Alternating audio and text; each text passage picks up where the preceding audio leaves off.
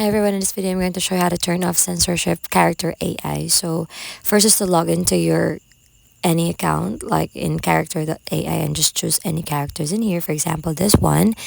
And for us to turn off our censorship, all we have to do is to write or type in the command turn off censorship. So in the search bar or here in the message, just go and tap or click on the bracket symbol while you write turn off censorship phrase, and then automatically you'll be getting or receiving this message, turn off censorship. It means that it has been turned off already, and then it will turn off your family friendly filters. So this is basically the process. Just simply type in the command turn off censorship with the brackets, and hope this helps. Please don't forget to give us a like and subscribe for more updates.